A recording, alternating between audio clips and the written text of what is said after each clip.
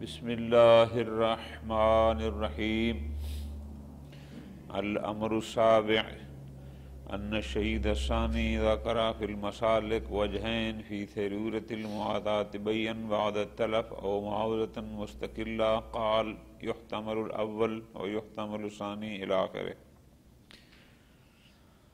بحث معاطات کی تنبیہات میں سے ساتویں تنبیہ وہ یہ ہے کہ جب معاملہ معاطاتی کے بعد کوئی ملزم آ جائے، ملزمات معاطات میں سے کوئی ملزم آ جائے، تو اب اس ملزم آنے کے بعد آیا یہ بیع ہوگی، بیع کہلاتی ہے، یا معاوضۃ مستقلہ۔ یہ ہے اصل موضوع۔ اب ذرا توجہ رکھنی ہے کہ شیخنا نے فقط لفظ تلف لکھا ہے، بعد التلف، لیکن مرحوم شہیدی نے اس کو لکھا ہے کہ تلف من باب المثال ہے، مراد ہے ملزمات میں سے کوئی بھی ملزم۔ لہذا تلف کے لفظ میں نہیں کہنا کہ تلف کے علاوہ کوئی اور ملزم ہو تو پھر بحث نہیں ہے، نہ، جب ملزمات معاطات میں سے کوئی ملزم آ جاتا ہے تو آیا وہ بیع ہوتی ہے یا معاملۃ مستقلہ۔ توجہ رکھنی آقا جان۔ اس تنبیہ میں شیخنا رحمۃ اللہ علیہ نے 3 نظریے بیان فرمائے ہیں۔ پہلا، شہید ثانی مسالک میں فرماتے ہیں احتمال یہ ہے کہ یہ بیع ہو، اور احتمال یہ ہے کہ یہ معاوضہ مستقلہ ہو۔ اچھا، کیوں جی؟ بیع ہونے کا احتمال کیوں ہے؟ توجہ فرماتے ہیں اس لیے کہ یہ جتنے معاوضات ہیں شرعی، یہ سارے توقیفی ہیں۔ شارع نے بیان کر دیے کہ مثلاً ایک بیع ہوتی ہے، ایک صلح ہوتی ہے، ایک اجارہ ہوتا ہے، فلاں فلاں فلاں، یہ سارے اس قسم کے ہیں۔ اچھا، اور یہ جو معاطات ہے یہ ان عناوین میں ظاہراً تو کسی میں، یعنی اس کے لیے کوئی علیحدہ نام بھی ذکر شرعاً نہیں ہوا۔ اچھا، اور ادھر دیکھتے ہیں تو یہ بیع کے ساتھ کچھ نہ کچھ مناسبت رکھتا ہے، لیکن کسی اور کے ساتھ کیوں؟ ظاہر ہے کہ جب شارع اس کو صحیح سمجھتا ہے تو پھر انہی میں سے کسی ایک کے ساتھ یہ شمار ہوگا، اور وہ سوائے بیع کے کوئی اور ہو ہی نہیں سکتا۔ لہذا احتمال ہے کہ یہ بیع۔ ایک احتمال یہ ہے کہ یہ بیع نہ ہو۔ کیوں؟ وہ یہ کہتے ہیں کہ اگر ملزم آنے سے پہلے یہ بیع نہیں تھا، البتہ شہید ثانی فرماتے ہیں اپنے زمانے کے لحاظ سے کہ میرے دور تک تو سارے علماء متفق ہیں کہ یہ بیع نہیں ہے، تو جب بیع نہیں ہے تو ملزم آنے کے بعد یہ بیع کیسے بن جائے گا؟ یقیناً ہم اس کو معاوضہ مستقلہ ہی قرار دینا ہوگا۔ مسالک میں شہید رحمۃ اللہ علیہ نے 2 احتمال دیے کہ اس لحاظ سے دیکھیں تو یہ بیع بنتی ہے، اس لحاظ سے دیکھیں تو یہ معاوضۃ مستقلہ۔ خوب، فرماتے ہیں اس بات کا کوئی ثمرہ بھی ہے کہ آیا یہ معاوضۃ مستقلہ ہے یا بیع ہے؟ فرماتے ہیں بڑا ثمرات ہیں اس کے۔ وہ کیسے؟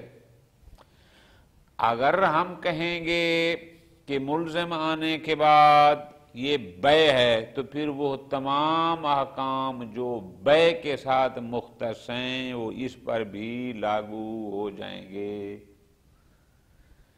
اور اگر ہم کہتے ہیں کہ ملزم آنے کے باوجود بھی یہ بیع نہیں بلکہ معاوضۃ مستقلہ ہے، تو پھر جو احکام بیع کے ساتھ مختص ہیں وہ جاری نہیں ہوں گے، البتہ جو احکام مطلق معاوضات کے ساتھ ہیں جیسے لا ضرر ولا ضرار فی الاسلام وغیرہ، اس میں البتہ وہ اس پہ جاری ہو سکتے ہیں۔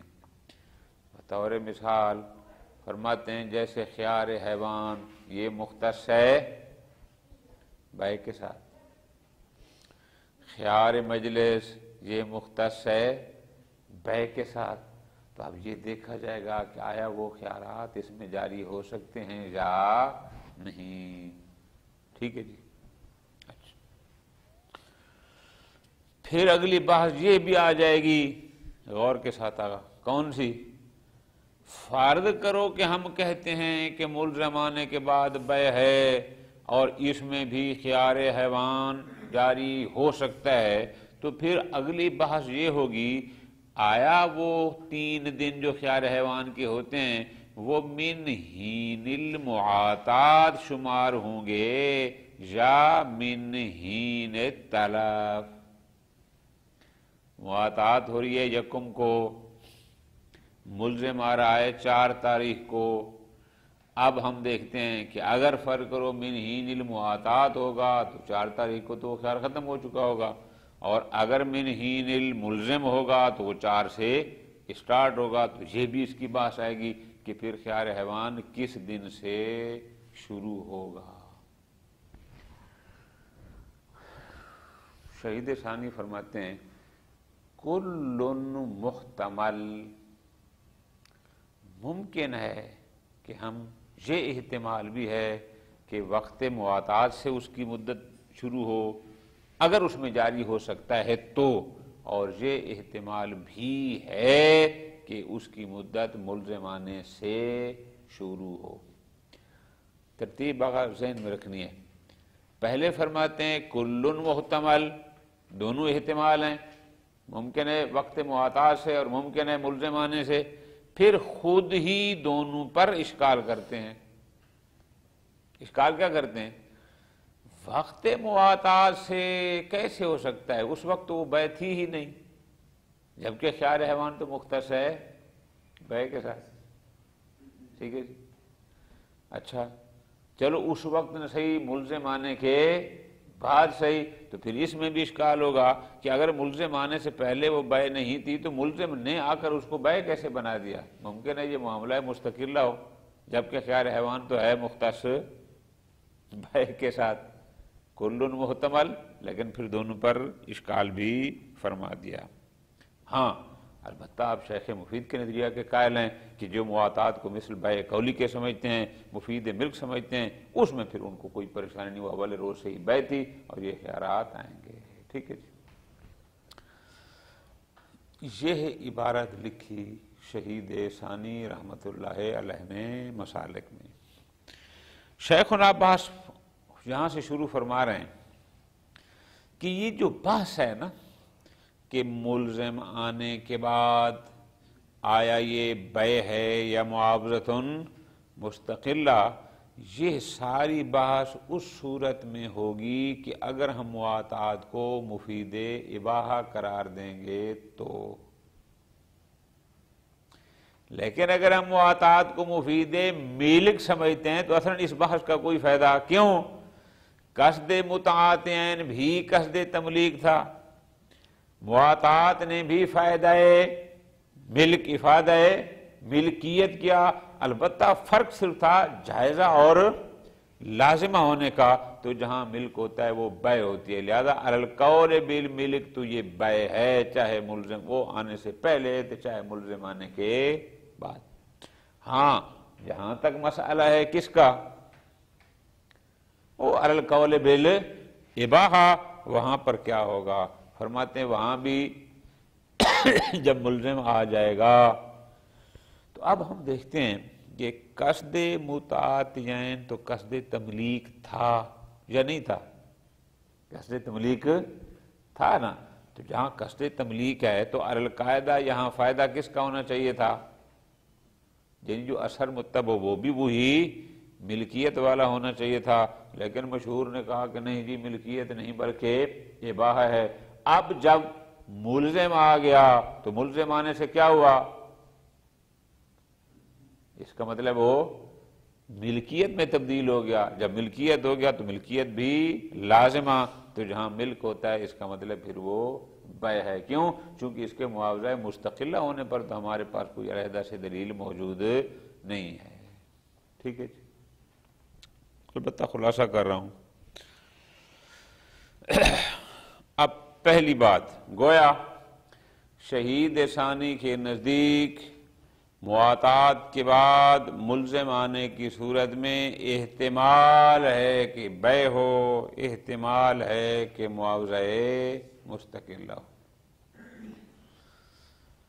شیخنا رحمت اللہ علیہ کا اپنا نظریہ والاقوا دوسرا، وہ فرماتے ہیں میرے نزدیک چاہے ہم قائل بالملک ہوں چاہے قائل بالاباحہ ہوں، یہ بے ہے، کوئی معاوضہ مستقلہ علیحدہ سے نہیں ہے، لہٰذا اس پر بے والے احکام جاری ہوں گے، سوائے ان احکام کے جو بے قولی کے ساتھ مختص ہیں. جو بے قولی کے ساتھ مختص ہیں ان کے علاوہ باقی سارے جو احکام ہیں مطلق بے کے وہ اس پر بھی جاری ہوں گے. تیسرا نظریہ ہے شہید اول کا.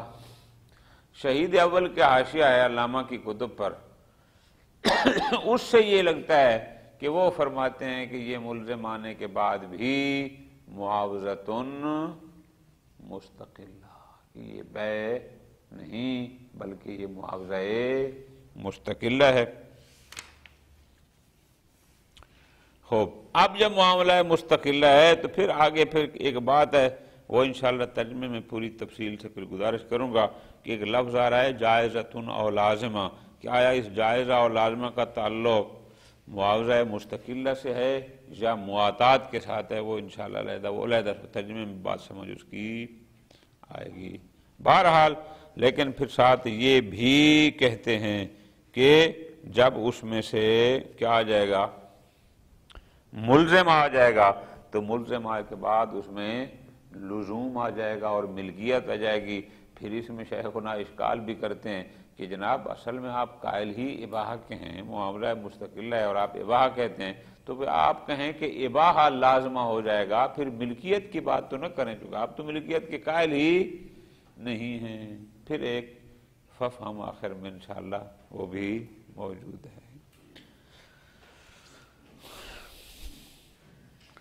تو اس ساتویں تنبیہ کا خلاصہ کیا ہوا کہ مواطات میں ملزم آنے کے بعد آیا وہ بے ہوتی ہے یا معاوضہ مستقلہ. آپ کہیں گے شہید ثانی کے نزدیک دونوں احتمال ہیں، شیخنا کے نزدیک ہر حال میں یہ بے ہے، چاہے قائل بالملک ہوں چاہے قائل بالاباحہ ہوں، اور شہید اول کے نزدیک یہ معاوضۃ مستقلہ. مختصر اتنا ہے، لمبی بحث.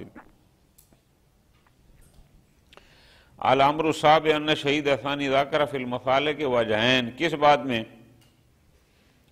فی سیرورت المواطات بیعا بعد التلف او معاوضتاً، کہ مواطات بعد التلف. میں نے گزارش کی تلف میں باب المثال ہے، یعنی ملزم آنے کے بعد یہ مواطات آیا بے ہوگی یا معاوضہ مستقلہ، یہ بحث ہے.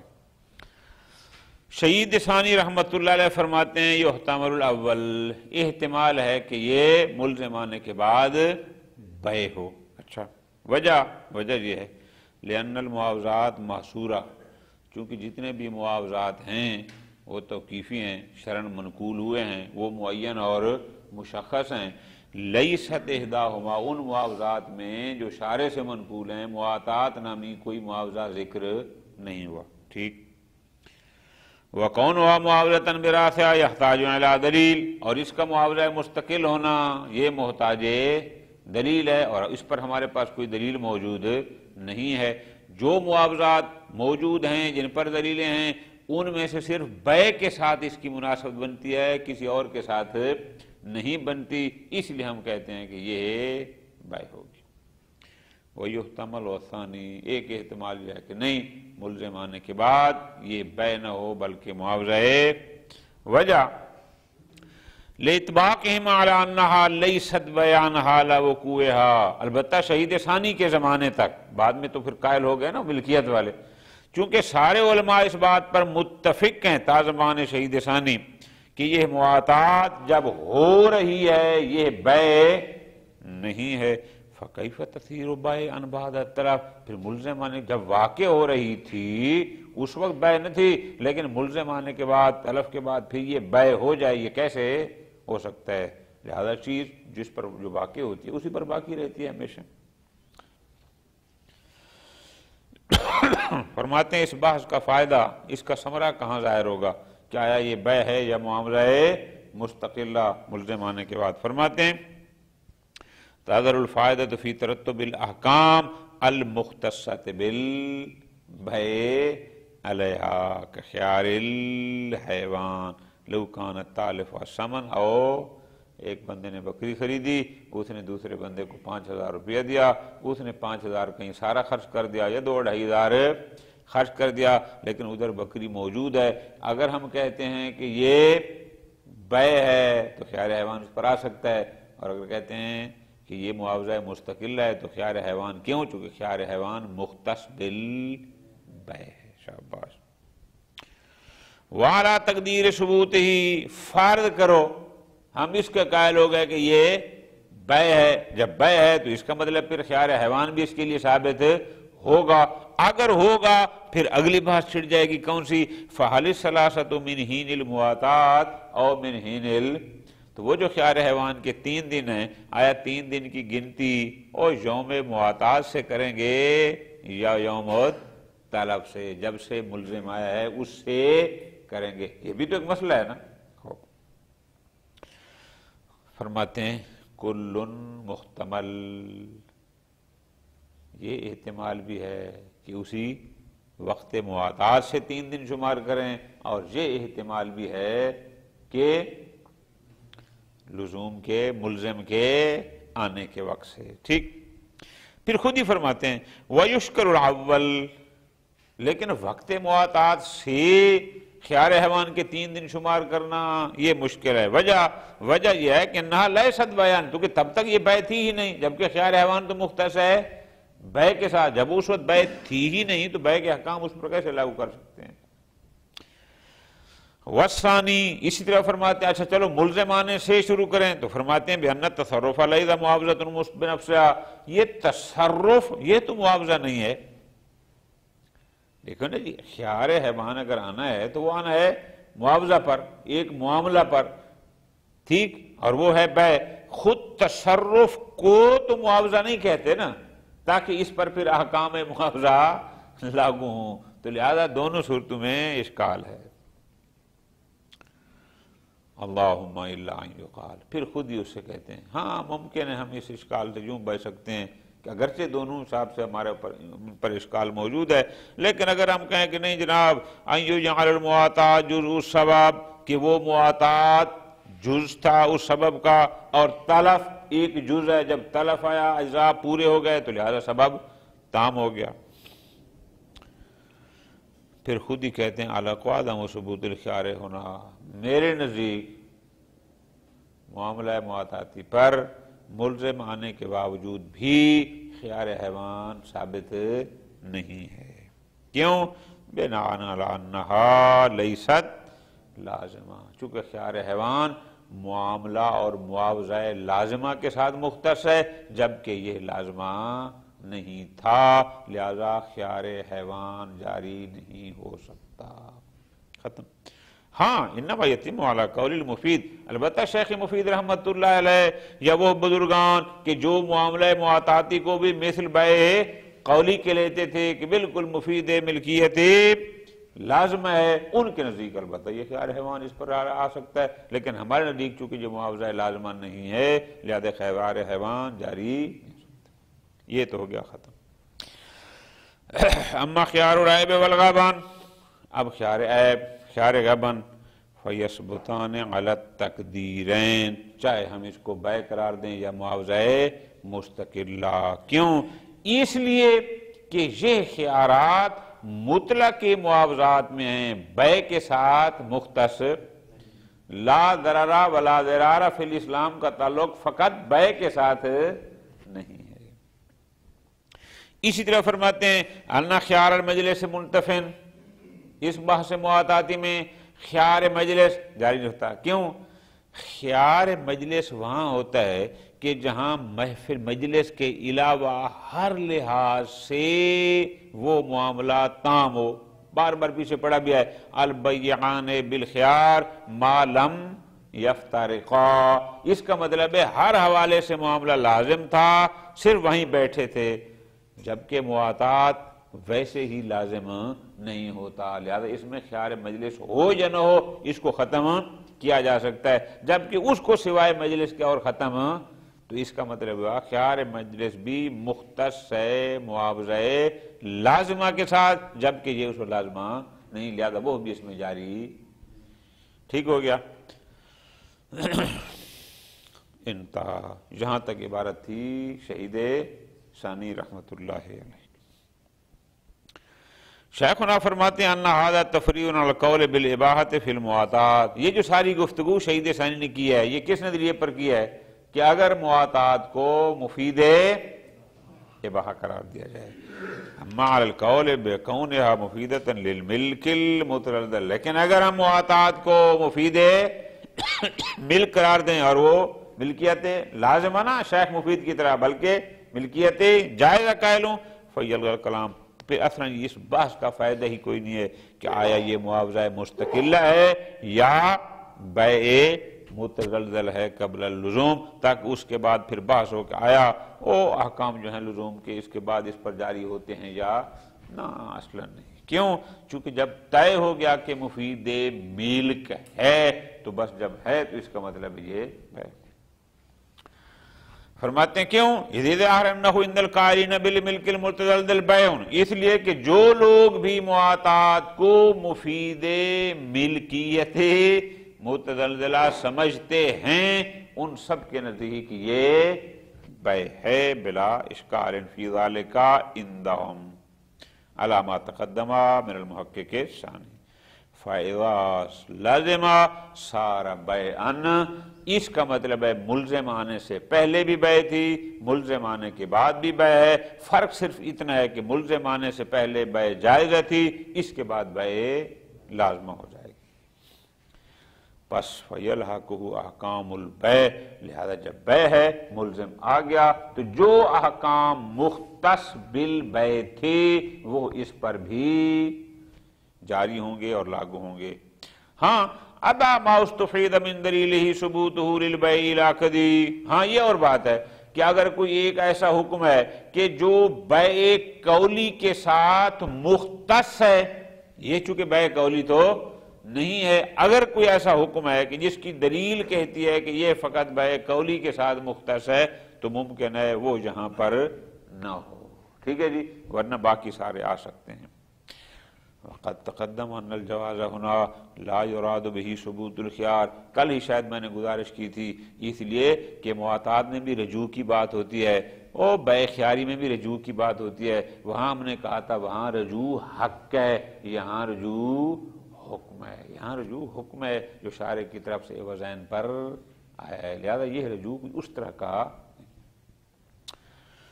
بس پہلا نظریہ کیا ہو گیا کہ شہید ثانی کے نزدیک احتمال ہے کہ یہ بیع ہو اور احتمال ہے کہ یہ معاوضہ مستقل، ختم۔ دوسرا نظریہ فَالْأَقْوَى أَنَّهُ عَلَى الْقَوْلِ بِالْإِبَاحَةِ بَيْعٌ عُرْفِيٌّ، شہید شیخنا رحمۃ اللہ علیہ کا اپنا نظریہ کہ میرے نزدیک کیا ہے، اقویٰ یہ ہے کہ یہ عَلَى الْقَوْلِ بِالْمِلْک تو بیع ہے ہی ہے نا، عَلَى الْقَوْلِ بِالْإِبَاحَةِ بھی یہ بیع عرفی، یہ عرفاً بیع ہے، لم یصحح الشارع ولم یمزح الا بعد تلف، البتہ یہ اور بات ہے کہ شارع نے اس کو لازم نہیں کیا، صحیح قرار نہیں دیا جب تک کہ احد العینین تلف نہ ہو جائے اور معافی حکم یا کوئی اور ملزم نہ آ جائے، تھی بیع، البتہ شارع نے اس کو صحیح تب قرار دیا کہ جب کوئی ملزم آ جاتا ہے۔ وبعد التلف یترتب علیہ احکام البیع، لہذا جب کوئی تلف ہو جائے عہد العینین یا بالفاظ دیگر جب کوئی ملزم آ جائے گا تو وہ تمام احکام جو بیع پر لاگو ہوتے ہیں وہ اس پر بھی جاری ہوں گے، سوائے اس حکم کے کہ جو اس بے کے ساتھ مختص ہے جو من اول الامر لازم ہو، وہ اس پر جاری نہیں ہوگا، چونکہ یہ من اول الامر ابتدا سے لازم نہیں تھی، بعد میں ہوئی، وَإِلَّا باقی سارے احکام اس پر جاری ہو سکتے ہیں۔ ختم۔ تو اب شیخنا کا نظریہ کا کیا ہو گیا کہ ملزم آنے کے بعد چاہے ہم قائل بالملک ہوں تو چاہے قائل بالاباحہ ہوں، یہ بے ہے، کوئی معاوضہ ہے مستقلہ۔ تیسرا نظریہ والمحکی عن حواشی الشہید، شہید اول رحمۃ اللہ علیہ کے جو حواشی ہیں علامہ رحمۃ القدایت پر، خاص قواعد پر، شہید اول فرماتے ہیں ان المعاطات معاوضۃ مستقلہ، معاطات معاوضہ مستقلہ ہے، جائزۃ او لازمہ۔ بہت مہربانی کرنا گا، میں نے بڑی دقت سے تیاری کی۔ یہ جو جائزۃ او لازمہ، اس میں دو احتمال ہیں۔ ایک احتمال یہ ہے بڑی دقت سے کہ اس کا تعلق ہو معاوضۃ مستقلہ کے ساتھ، کیا الفاظ پہ غور، اگر تعبیر پہ، کہ وہ کہنا یہ چاہتے ہوں کہ معاوضات معاوضہ مستقلہ ہے، وہ معاوضہ مستقلہ جائزہ ہے یا لازمہ ہے، اس میں تردد ہے۔ ایک یہ احتمال ہے۔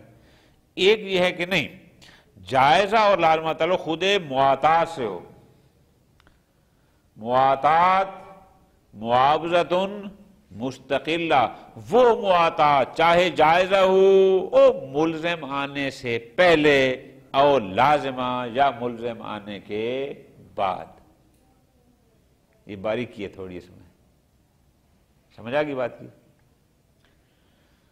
شارحین یہ لکھتے ہیں کہ یہاں پر جو مراد ہے نا وہ غالباً وہی پہلا ہے، کہ وہ یہ فرمانا چاہتے ہیں کہ معاطات معاوضۃ مستقلہ، چاہے معاطات ابھی جائزہ ہو یعنی ملزم آنے سے پہلے، تو چاہے وہ معاطات لازمہ ہو یعنی ملزم آنے کے بعد۔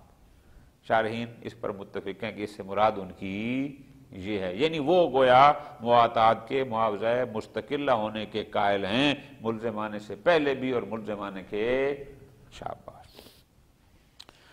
وظاہر انہ اراد التفریع علی مذہبہ من الاباحہ، تو اس کا مطلب ہے چونکہ وہ خود معاطات کو مفید اباحہ سمجھتے تھے، تو اسی بنیاد پر ان کی یہ تفریع ہے کہ یہ بے نہیں بلکہ معاوضہ مستقلہ ہے، وقونہا معاوضۃ قبل اللزوم۔ اچھا، وظاہر انہ اراد التفریع علی مذہبہ من الاباحہ وَكَوْنُهَا معاوضہ قبل اللزوم من جہت کون کل من العینین مباحا عوضا عن الاخرى، اور ملزم آنے سے پہلے بھی یہ معاوضہ ہے؟ فرماتے ہیں ہاں ہے۔ کیوں؟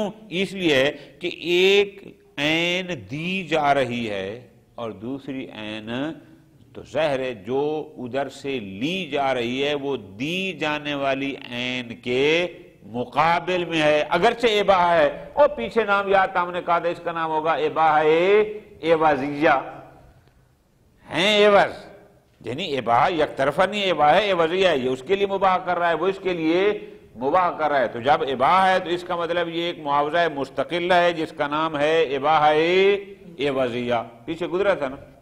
لیکن شیخنا اس پر اشکال کرتے ہیں لیکن لزوم هذه المعاوضہ، جب یہ تو ملزم آنے سے پہلے بھی آپ کے نزدیک معاوضہ ہے، ٹھیک، لیکن جب ملزم آ جاتا ہے تو ملزم آنے کا مطلب یہ تو نہیں لا یقتضی حدوث ملک، کہ اب وہ اباحہ سے ملک میں، یعنی ملزم آنے سے اگر وہ پہلے اباحہ تھا تو ملزم آنے کے بعد بھی اباحہ ہی رہے گا، پھر وہ ملک میں تبدیل نہیں ہوتا۔ پس فلا بد ان یقول بالاباحۃ اللازمہ، لہذا آپ ملزم آنے کے بعد ملکیت لازمہ کی بات نہ کریں، آپ کہیں کہ ملزم آنے کے بعد یہ بن جائے گا اباحہ لازمہ۔ پھر فرماتے ہیں ففہم، ممکن ہے اشارہ اس بات کی طرف ہو کہ اباحہ لازمہ نام کا کوئی معاوضہ ہمارے پاس نہیں ہے۔ اور یہ بھی ممکن ہے اشارہ ہو فہم اس بات کی طرف کہ القاعدہ تو اباحہ لازمہ بنتا ہے، لیکن چونکہ اجماع قائم ہے کہ ملزم آنے کے بعد وہ ملکیت ہے، وہ ملک لازم ہوتا ہے، تو لہذا ہم اجماع کی بنیاد پر اس کو قبول کرتے ہیں۔ وصلی اللہ علی محمد وعلی محمد۔